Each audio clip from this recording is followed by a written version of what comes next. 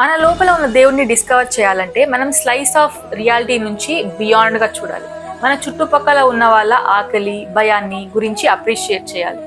దీనికోసం మనం మైండ్ ని కూడా ఎక్స్పాండ్ చేయాలి. నాకు ఒక బెస్ట్ సొల్యూషన్ తెలుసు, మైండ్ ని ఎలా ఎక్స్పాండ్ చేయాలని చెప్పి. We need to explore best thoughts through Hanuman. హనుమంతుడు రామాయణంలో ఒక కీ రోల్ ప్లే చేశాడు. కొన్ని ప్రాంతాల్లో హనుమంతుడిని మంకీ గాడ్ అని కూడా అంటారు. అండ్ అర్జునుడు యుద్ధానికి వెళ్లే ముందు హనుమంతుడు జెండాపై కపిరాజులా మనకి దర్శనమిస్తాడు. ఈ రోజు మనం ఒక చిన్న అనాలిసిస్ తో పాటు మన విష్ణు విశ్వస్వరూపం గురించి మాట్లాడుకోబోతున్నాం. సో ఇంకెందుకు ఆలస్యం, let's get in to the video. But before getting in to the video, తెలుసు కదా మీకు ఏం చేయాలో. లైక్ చేయండి, షేర్ చేయండి and subscribe to the channel. Subscribe ఎలా చేయాలో తెలుసు కదా, కింద సబ్స్క్రైబ్ బటన్ ఉంటుంది, నొక్కండి. అండ్ మీకు ఈ వీడియో నచ్చుతుందని అనుకుంటున్నాను. మొత్తం చూసి లైక్ చేయండి అండ్ మీ లవ్డ్ వన్స్కి షేర్ చేయండి. మనకి ఎంతమంది సబ్స్క్రైబర్స్ వస్తారో అంత మంచి కాంటెంట్ చేయగలుగుతాం. కాబట్టి మీరు ఈ వీడియో చూస్తున్నారు అంటే ఖచ్చితంగా సబ్స్క్రైబ్ చేసుకోండి. So hi, I'm Harshita and welcome back to the channel.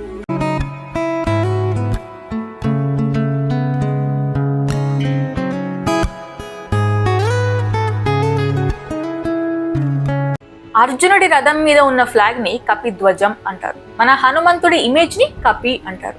కోతి మన మనిషి మైండ్ ని రిప్రజెంట్ చేస్తుంది. అంటే మన మనిషి మైండ్ ఎలా ఉంటుంది, రెస్ట్ లేకుండా ఉంటుంది, డామినేట్ చేస్తూ ఉంటుంది. ఎప్పుడైనా మనం కంఫర్టబుల్ గా ఒకరి దగ్గర ఫీల్ అయ్యామనుకో, వాళ్ళతో మనం చాలా క్లింగ్ చేస్తాం కదా. మనం పెద్ద అయ్యేంత వరకు మన అమ్మతో మనం ఎలా క్లింగ్ చేస్తాం, పెద్దగా ఏమీ ఆలోచించాం. ఇంకో మాటగా చెప్పాలంటే వా నర అంటే మనిషికి కొంచెం తక్కువ అని అర్థం. ఇలా కూడా అనొచ్చు, వన నర. వన అంటే ఫారెస్ట్, నర అంటే మీకు తెలుసు మనిషి. కానీ అర్జునుడి జెండా అంత ఆర్డినరీ కాదు. హనుమంతుడు కోతుల్లో అత్యంత బలం కలిగిన వాడు. అసలు మన చరిత్రలోనే బలవంతుడు. అత్యంత శక్తివంతమైన శక్తుల్లో ఆయన ఒకడు. ఆయన డిస్ట్రక్షన్ పవర్ అపారం, ఇన్ఫైనెట్. ఆయన పనులు ముగించాలని నిర్ణయించుకుంటే అక్కడ నుంచి పారిపోవడం తప్ప ఇంకో చాయిస్ ఉండదు. అబ్బా, హనుమంతుడి గురించి ఎంత చెప్పినా తక్కువే. కాబట్టి మనం మ్యాటర్లోకి వస్తే మంచిది. హనుమంతుడు వా నర, రాముడు నర అంటే మామూలు మనిషి. ఈ కాంబినేషన్ ఏదైతే ఉందో అది సపరేట్ చేయలేనిది. ఇప్పుడు నర నారాయణుడు తీసుకుంటే మన అర్జునుడు కృష్ణుడు లాంటిది. వా నర, నర నారాయణ, ఈ మూడు ఆస్పెక్ట్స్ మన ఎగ్జిస్టెన్స్ ని రిప్రజెంట్ చేస్తాయి. అంటే జంతువు, మనిషి, దేవుడు. సైంటిస్ట్ చెప్పినట్టు మన మనిషి బ్రెయిన్ డెవలప్ కాకన్నా ముందు మనం కూడా జంతువులమే. జంతువుల బ్రెయిన్ కి భయం, సర్వైవల్ స్కిల్, ఫోకస్ ఎలా ఉంటుందో మనకి అండర్స్టాండింగ్ స్కిల్స్ అండ్ ఇమాజినేషన్ అలా ఉంటుంది. ఈ వానరా నుంచి నర వరకు వచ్చే మధ్యలో ఫేజ్ ఏంటి, జడ్జ్మెంట్ ఫేజ్. ఇప్పుడు మనం వానరా నుంచి అంటే జంతువు నుంచి మనిషిలాగా మారి అక్కడ నుంచి దేవుళ్లాగా మారడం పక్కన విషయం. వానర జంతువు నుంచి మనిషిలాగా మారాలంటేనే మనకు మధ్యలో ఫేజ్ ఉంటుంది, దాన్ని జడ్జ్మెంట్ ఫేజ్ అంటారు. ఆ ఫేజ్ మనం అందరం ఎక్స్పీరియన్స్ చేస్తాం. అది మనుషుల్లోనే కాదు, జంతువుల్లో కూడా ఆ ఫేజ్ ఉంటుంది. మనం మనుషులం ఎలా ఎస్టిమేట్ చేస్తాం దాన్ని, వాళ్ళ స్టేటస్ని బట్టి, వాళ్ళ పొజిషన్ని బట్టి ఎవాల్యుయేట్ చేస్తాం. అదే జంతువులు అది చంపేదా, లేకపోతే మనకి అది ఫుడ్ అవుతుందా, లేకపోతే అది మేట్ అవుతుందా, ఇలా అవి జడ్జ్ చేస్తాయి. ఎవరి ఫ్రేమ్ వర్క్ ప్రకారం వాళ్ళు జడ్జ్ చేస్తారు. ఇదే జర్నీ వానర నుంచి నారాయణుడి వరకు రావాలంటే, అంటే మన భాషలో ఒక జంతువు నుంచి దేవుడి వరకు, నారాయణుడి వరకు రావాలంటే ఒక యానిమల్ నుంచి ఒక జడ్జిమెంట్ వరకు, ఒక జడ్జిమెంట్ నుంచి అబ్జర్వ్ వరకు రావాలి. ఇది ఒక అహం నుంచి ఆత్మ డిస్కవర్ ఎలా చేయాలి, అక్కడి నుంచి ఒక సెక్యూర్ బ్రెయిన్ వరకు తీసుకొస్తుంది. నిజానికి బ్రహ్మ అనే వర్డ్కి అర్థం ఏంటో తెలుసా, ఎక్స్పాన్షన్ ఆఫ్ మనస్సు అని అర్థం. ఋగ్వేదాలో దాన్ని మనం ఎక్స్పాన్షన్ ఆఫ్ మైండ్ లాగా కూడా వాడతారు. అంటే స్టూడెంట్ ఫేజ్ లో ఉన్న వాళ్ళని బ్రహ్మచారి అంటారు కదా. అంటే వాళ్ళు ఎక్స్పాన్షన్ ఆఫ్ మైండ్ ని డిస్కవర్ చేస్తారు కాబట్టి వాళ్ళని బ్రహ్మచారి అంటారు. ఈ రిచువల్స్ అన్ని బ్రహ్మచారి చేస్తాడు కాబట్టి ఈ బ్రహ్మ అనేది ఒక క్యాస్ట్ కిందకి మార్చేశారు, బ్రాహ్మణ అని చెప్పి. మన ప్రపంచ సృష్టికర్త అయిన బ్రహ్మ తను సృష్టించడంలో మునిగిపోయి ఉంటాడు, తన సొంత ఐడెంటిటీనే మర్చిపోతాడు. అంటే తను సృష్టించిన తన కుమారులు ఎవరైతే ఉన్నారో తన కుమారులకి ఎక్స్పాండ్ చేసే ఈ క్రమంలో కొంతమంది సక్సెస్ అవుతారు, కొంతమంది అన్సక్సెస్ఫుల్ అవుతారు. రామాయణంలో రాముడు హనుమంతుడిని రామదాసు నుంచి మహాబలిగా తయారు చేశాడు. అంటే తన డ్యూటీ తను తెలుసుకొని తన ఓన్ ఐడెంటిటీని ప్రూవ్ చేస్తున్నాడు. నేను చెప్పబోయే కథ పురాణాల్లో ఉంటుంది. ఈ ఐడియా ఆఫ్ స్టోరీ ఎలా షేప్ అయిందో చూడండి. అయోధ్య ప్రజలు చూస్తుండగా సీత తన ముత్యాలు హనుమంతుడి చేతిలో పెడుతుంది. హనుమంతుడు వాటిని కొరికి కొరికి చూసి దీనివల్ల ఏం ఉపయోగం, ఇందులో రాముడు లేడే అని అడుగుతాడు అనమాట. అప్పుడు సీత ఒక చిన్న నవ్వు నవ్వుతుంది. హనుమంతుడు తన గుండెని చీల్చి సీతారాముల్ని చూపిస్తాడు.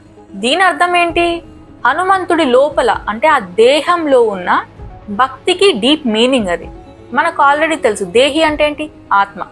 దేహి ఎక్కడ ఉంటుంది, దేహం లోపల ఉంటుంది. ఇలా దేహికి దేహాకి రెండింటికి కనెక్షన్ ఉండేదే డివైనిటీ. మన గుర్తింపు మరొకరి మీద ఆధారపడి ఉండదు, అది ఇండిపెండెంట్.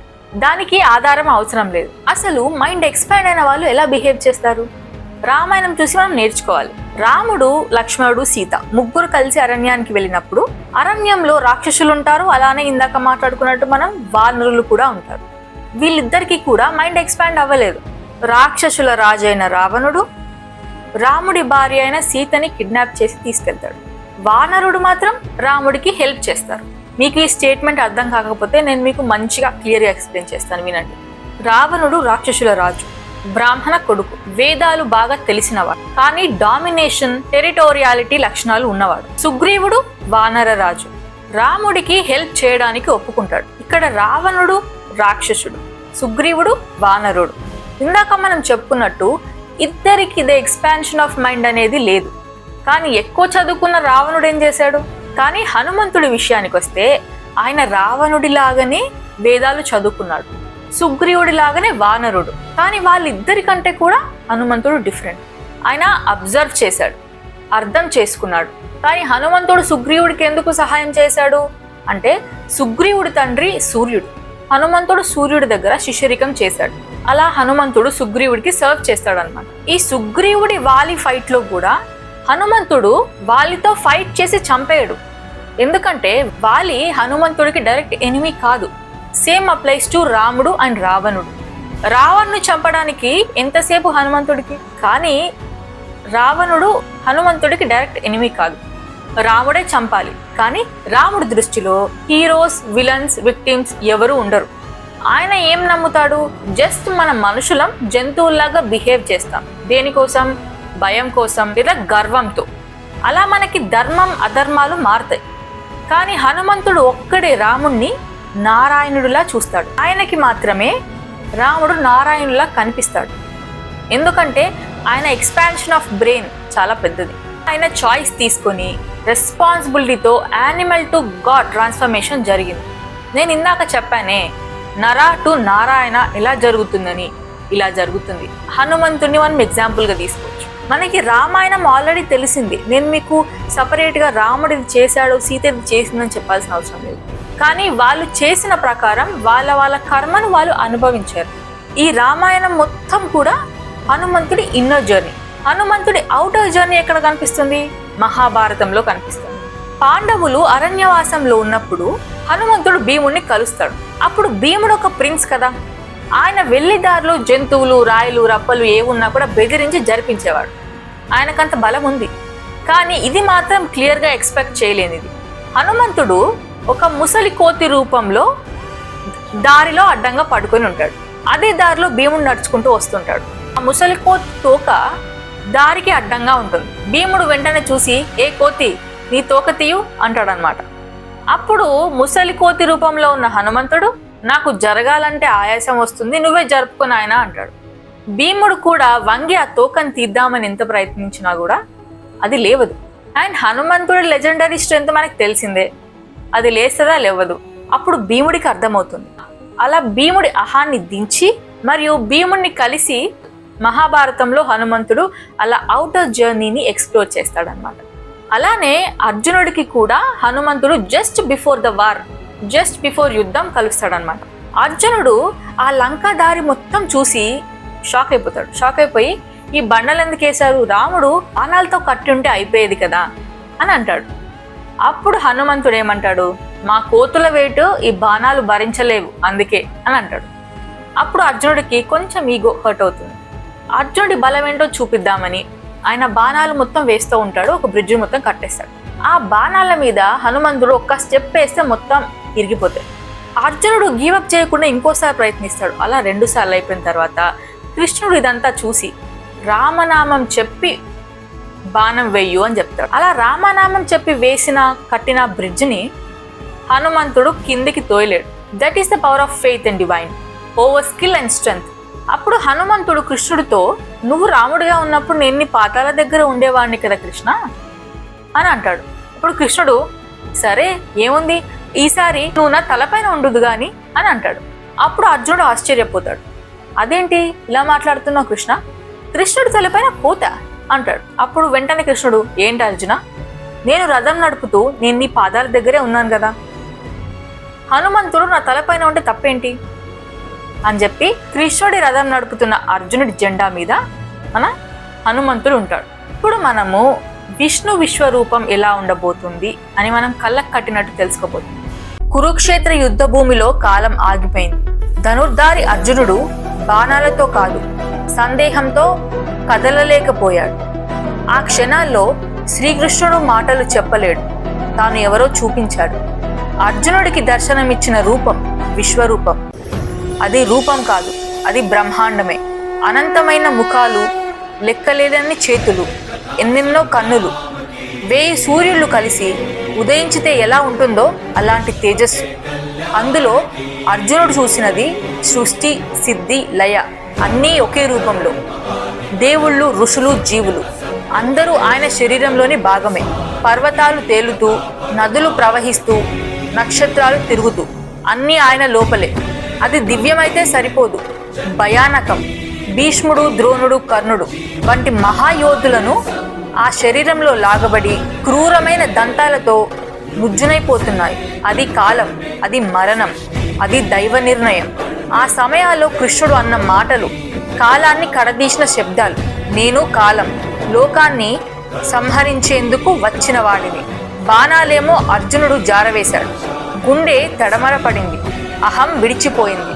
ఇది దేవుడు మాత్రమే కాదు, ఇది అంతా, ఇది సమస్తం. అర్జునుడు అర్థం చేసుకున్నాడు, విజయం, శక్తి, సింహాసనం ఇవన్నీ తాత్కాలికం. నిజమైన శక్తి అనేది దైవాన్ని గురించి, దానికి లొంగిపోవడమే. గాయస్, నేను ఈ డిస్క్రిప్షన్ చదివినప్పుడు లిటరల్గా గూస్ బంప్స్ వచ్చాయి నాకు. నేను సరిగ్గా ఇది పొయిటిక్గా మీకు చెప్పలేకపోతే మీకు గూస్ బంప్స్ రాకపోవచ్చు, కానీ ఐ డోంట్ నో, నాకు ఈ విశ్వరూపం స్ప్లెండెడ్ గా అనిపించకపోతే ఇంకా జీవితంలో నాకు ఏది గూస్ బంప్స్ మూమెంటో నాకు తెలీదు. That was such a goosebumps moment for me. ఆయన డిస్క్రైబ్ చేయడానికి అసలు మాటలే రావు. నేను నాకు అర్థమైన భాషలో కొంచెం అటు ఇటుగా ఎక్స్ప్లెయిన్ చేశాను ఆయన స్వరూపం ఎలా ఉంటుందని. మీకు ఇది నచ్చిందని అనుకుంటున్నాను. చాప్టర్ 12 నుంచి చాప్టర్ 18 వరకు కంప్లీట్ షిఫ్ట్ ఆఫ్ థీమ్ ఉంటుంది.